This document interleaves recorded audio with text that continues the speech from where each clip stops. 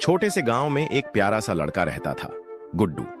उम्र यही कोई 7-8 साल की, चेहरा मासूम, आंखों में चमक। उसका परिवार बहुत गरीब था। माँ दूसरों के खेतों में काम करती और पिता बीमार रहते। गुड्डू का एक ही दोस्त था, कान्हा, मिट्टी की एक छोटी सी मूर्ति जिसे गुड्डू ने खुद अपने हाथों से बनाया था। हर सुबह वह उसे नहलाता, फूल चढ़ाता और कहता, कान्हा, माँ के लिए कुछ दूध मिल जाए तो ठीक रहेगा, तू तो सब कर सकता है।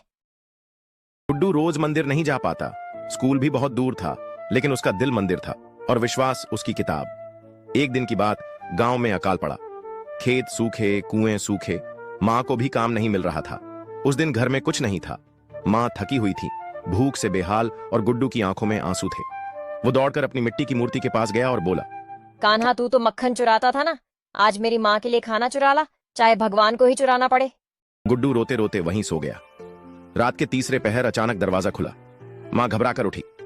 एक नीले रंग का लड़का, मोर पंख लगाए, कंधे पर बंसी, हाथ में एक थाली लिए खड़ा था।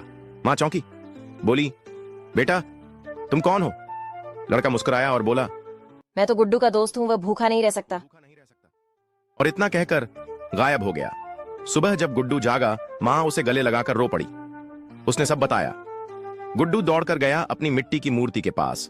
देखा, मूर्ति गीली थी, जैसे किसी ने रात में उसे नहलाया हो। माँ ने देखा, घर के कोने में एक थैला रखा था जिसमें ढेर सारा अनाज और एक पर्ची थी जिसमें लिखा था, तुम्हारा कान्हा।